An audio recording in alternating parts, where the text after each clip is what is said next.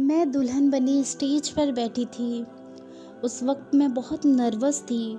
मुझे लग रहा था कि सामने बैठे बाराती मुझे देख रहे हैं और वो लोग यही सोच रहे हैं कि इसकी इतनी अच्छी किस्मत कैसे हो गई और इस लड़के की इतनी बुरी किस्मत कैसे हो गई। वो लोग सही सोच रहे थे, हालांकि मैं भी यही सोच रही थी। अपने कमरे में बड़े से शीशे के सामने खड़ी होकर मैं अपने पूरे वजूद को देख रही थी। ऊपर से लेकर नीचे तक देखती, मैं बहुत मोटी, काली और भद्दे शरीर की लड़की थी और नदीम निहायत ही खूबसूरत, नौजवान, लंबा और गोरा इंसान था। वो मुझसे शादी क्यों कर रहा है? मेरे दिल में बस यही ख्याल आ रहा था। हालांकि जितने रिश्ते मेरे घर पे आते हैं, सब मेरी छोटी बहनों को ही पसंद कर लेते हैं और मेरे रहते हुए मेरी 3 बहनों की शादी भी हो गई थी। अभी सिर्फ एक बहन ही बाकी थी, लेकिन मेरी ही शादी क्यों हो रही है? मैं बहुत हैरान थी और यही सोच रही थी कि इतने खूबसूरत लड़के को मैं पसंद क्यों आ गई। अभी मैं यही सब सोच रही थी कि इतने में नदीम कमरे में आते हैं और दरवाज़ा खोलते हुए मुझसे सलाम करते हैं और दरवाज़े को बंद करें और उन्होंने मुझे देखा। मैंने उन्हें देखकर मुस्कुरा दिया, लेकिन उन्होंने मुझे देखकर कोई रिएक्ट नहीं किया। मुझे ऐसा लग रहा था कि उन्होंने ये शादी मजबूरी में की है, लेकिन उन्हें क्या मजबूरी होगी? इससे अच्छा वो मुझसे शादी ही ना किए होते। खैर, मैंने कुछ नहीं कहा। वो मेरे पास आते हैं और बेड पर बैठ जाते हैं, मुझसे कुछ बातें करते हैं और मुझे मुंह दिखाई में एक सोने की रिंग देते हैं और अपने साथ आते वक्त एक दूध का ग्लास भी ले आते हैं। मुझे वो ग्लास देते हुए कहते हैं, लो पी लो।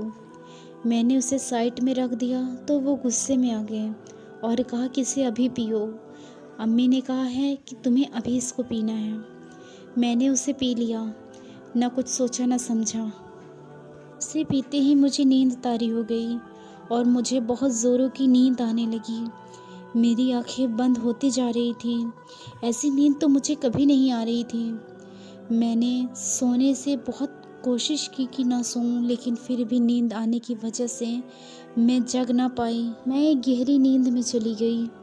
सुबह जब उठी तो मैं देखती हूँ कि वॉशरूम में पानी गिर रहा है, यानी कोई नहा रहा था। मैंने समझा कि नदीम ही नहा रहे हैं और हाँ, वहाँ पे नदीम ही नहा रहे थे। मैं जब उठी तो मैंने देखा कि मेरे बाल बिखरे हुए हैं और मेरी हालत बहुत बुरी है। मैं इतना तो समझ गई थी कि मेरे साथ वो हुआ जो एक मर्द और औरत के बीच में होता है, लेकिन मुझे कुछ पता ना चला क्योंकि मुझे बहुत गहरी नींद भी लग रही थी। सुबह के 9 बज गए थे, लेकिन आँखों में नींद ही नींद थी।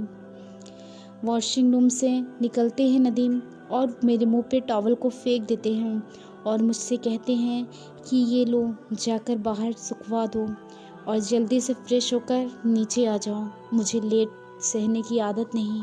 मैंने खैर कुछ बोला नहीं और मैं भी तैयार होकर चली गई नाश्ता के लिए नीचे। जब मैं वहाँ पहुँची तो वहाँ पर नंद, सास और मेरे शौहर और एक आदमी था जो निहायत ही मोटा, काला और भद्दा था और लंबाई में भी बहुत ज़्यादा लंबा था। मैंने जब उसे देखा तो मुझे एक डर सी पैदा हो गई। उसने मुझे देखकर मुस्कुराया। मैंने कुछ रिएक्ट नहीं किया। जब मैं पास जाकर बैठती हूँ तो मैंने जब नाश्ता स्टार्ट किया तो देखती हूँ कि उसके पास 10 मोटे पराठे और एक बड़े कप में सालन रखा हुआ था। वो उसे खा रहा था। मैंने नहीं समझा कि ये ऐसे क्यों खा रहा है। आप उसे देखते हैं तो घबरा जाते हैं, वो इस कद्र खा रहा था और मैंने उससे कुछ ना पूछा। मेरी सास ने कहा कि ये तुम्हारा छोटा देवर है, ये निहायत ही ज़िद्दी है, अगर ये कुछ कहेगा तो तुम्हें उसकी बात माननी पड़ेगी, वरना ये ज़िद पे आ जाता है तो कुछ भी कर बैठता है। मैंने जब उनकी ये सब बातें सुनी तो मैं डर गई। मुझे ऐसा लग रहा था कि ये कौन सी ज़िद है। वो नाश्ता करते करते सिर्फ मुझे देखकर मुस्कुराया ही जा रहा था और ऐसे मुस्कुरा रहा था जैसे कि वो मुझे काफ़ी दिनों से जानता है, यह हमारा कोई रिश्ता रह चुका है। मैंने उसे कोई भी रिएक्ट नहीं किया और नाश्ता करके अपने कमरे में चली आती हूँ। आते ही मैं बेड पर बैठ गई और मुझे बहुत ज़्यादा कमज़ोरी महसूस हो रही थी। ऐसा लग रहा था कि काफ़ी दिनों से बीमार हूँ या फिर कुछ खाया पिया नहीं है। रात होती है, नदीम कमरे में आते हैं और अपने साथ दूध का कप लेकर आते हैं। मुझे देते हुए कहते हैं, लो पी लो। मैंने कहा कि आज भी दूध आप क्यों ले आए? मुझे पीने का बिल्कुल मन नहीं है। मुझे ऐसा लग रहा है कि जैसे मैं बहुत कमज़ोर हो गई हूँ, मेरी तबीयत ठीक नहीं लग रही है। उन्होंने कहा, लो इसीलिए तो दूध लेकर आया हूँ, ताकि पी लो और तुम्हारी तबीयत कुछ दुरुस्त हो जाए। मैंने उस गिलास को पकड़ा और पी लिया। उसको पीते ही 2 मिनट के अंदर मुझे इतनी ज़्यादा नींद आने लगी जैसे कि मैं काफ़ी दिनों से सोई ही ना हूँ। मेरी आंखें बंद होती जा रही थी। मैंने उनसे कुछ नहीं कहा और पता नहीं क्यों इतनी ज़्यादा नींद आ रही थी कि मुझे शक होने लगा। लेकिन फिर मैं अपने आप को संभाल ना पाई और मैं सो गई। सुबह जब मैंने नींद से अपनी आंखें खोली तो फिर से मेरी वैसे ही हालत हुई थी जैसे कि कल रात में हुई थी। बाल बिल्कुल बिखरे हुए थे, मेरी जिस्म में पूरी तंगी मच गई थी, यहाँ तक कि मेरे हाथ की चूड़ियाँ भी टूट गई थी। और वॉशिंग एरिया में नदीम नहाकर बाहर निकल रहे थे। उस दिन उनके जाते हुई मैंने अपने सास के पास गई और मैंने उनसे कहा कि मेरी तबीयत ख़राब लग रही है, मुझे अपना चेकअप कराना है। उन्होंने कहा, चलो ठीक है, मैं और तुम्हारी नंद जा रहे हैं शॉपिंग पर, तुम्हें साथ ले जाते हैं, डॉक्टर के यहाँ छोड़ देंगे। मैंने कहा ठीक है। मैं उनके साथ चली गई और वहाँ पर मैंने चेकअप कराया। मुझे रिपोर्ट 2 दिन बाद मिलने वाला था। मैं अपनी सास और नंद के साथ चली जाती हूँ शॉपिंग मॉल में। मेरी तबीयत ठीक न लगने की वजह से मैं बाहर ही खड़ी थी, नज़र इधर उधर फेर ही रही थी कि मैंने देखा कि नदीम और एक लड़की गाड़ी से उतरते हैं और रेस्टोरेंट की तरफ चले जाते हैं। मुझे समझ में नहीं आ रहा था कि नदीम इस लड़की के साथ रेस्टोरेंट में क्यों जा रहे हैं। क्या वो मेरे साथ रेस्टोरेंट में नहीं जा सकते थे?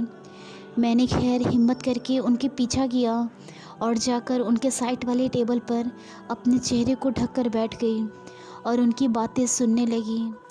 वो कह रहे थे कि अब मुझसे ये ड्रामा बर्दाश्त नहीं होता, तुमने मुझे इस जाल में क्यों फंसा दिया। तो उस लड़की ने कहा, मुझे भी तुम्हें उसके साथ देखकर सुकून नहीं मिलता, लेकिन घबराओ मत, धीरे धीरे वो हमारे रास्ते से साफ़ हो जाएगी और हम दोनों मिल जाएंगे। क्योंकि अगर आप ही की शादी ना होती तो मेरे घर वाले मेरी शादी भी ना करवाते। उस दिन मुझे पता चला कि वो कोई और नहीं बल्कि मेरी सबसे छोटी बहन राहिला ही है। मेरी 3 बहनों की शादी मुझसे पहले हो गई थी, तो चौथी की भी हो ही जाती। उसने मेरे साथ ऐसा खेल क्यों खेला। वो लोग बातें करके चले गए, मैं वहीं पे बैठी की बैठी रह गई। कुछ देर बाद मैं अकेले ही अपने ससुराल चली आई। मुझे नहीं पता थी मेरी सास और नंदे आई या ना आई। मेरी दुनिया ही बदल गई थी। रात होते ही नदीम कमरे में आते हैं। मैंने उनसे कोई रिएक्शन नहीं दिया, मैं सो गई। उन्होंने मुझे उठाया और कहा, लोग दूध पी लो। मुझे शक होने लगा कि ये फ़िक्र मेरी इतनी क्यों करते हैं, मुझे दूध रोज़ क्यों पिलाते हैं। मैंने कुछ नहीं कहा और दूध का गिलास लेकर रख लिया साइड में। उन्होंने कहा, इसे पी लो। मैंने कहा ठीक है, पी लेती हूँ। मैं अपने होंठ के पास ग्लास को लगाती हूँ, उतने में नदीम कपड़ा चेंज करने चले जाते हैं। मैंने ग्लास से दूध बाहर फेंक दिया और सो गई। उन्हें लगा कि मैं सो गई हूँ और गहरी नींद में आ गई हूँ। कुछ देर बीतते ही वो रूम से बाहर चले गए और मैं देखती हूँ कि मेरे देवर, जो लंबा चौड़ा काला भद्दा इंसान था जिसे मुझे देखकर डर आ रहा था, वो मेरे कमरे में आता है और मुस्कुराते हुए दरवाज़े को बंद करता है। मैंने अपनी नींद को खोलने की कोशिश की, लेकिन डर से मेरी आंखें ही ना खुल रही थी। मैंने ज़बरदस्ती उठकर बैठ गई और मैंने उससे कहा कि तुम यहाँ क्या कर रहे हो। उसने मुस्कुराकर और मोटी आवाज़ में कहा कि मैं तो रोज़ यहीं पे आता हूँ और तुमसे मज़े लेता हूँ। मेरा भाई रोज़ रात में बाहर चला जाता है और मुझे भेजता है, कहता है जाओ मज़े ले लो। मैं चली आती हूँ और तुमसे मज़े लेता हूँ। उसकी ये सब बातें सुनकर मैं रोने लगी और खूब फोट फोट कर रोने लगी। मैं इतना रो रही थी लेकिन उसे कुछ फ़र्क नहीं पड़ा, क्योंकि वो इंसान नहीं, हैवान ही था। उसने मेरे साथ फिर से वही किया जो उसे रोज़ करना था। मैंने बहुत खुद बचने की कोशिश की, लेकिन उस इंसान के आगे मेरी ना चल सकी। उस रात मैं बिल्कुल टूट गई थी और मैं बिल्कुल ही रूठ गई थी इस दुनिया से। मुझे लग रहा था सारी दुनिया ही बेवफ़ा है।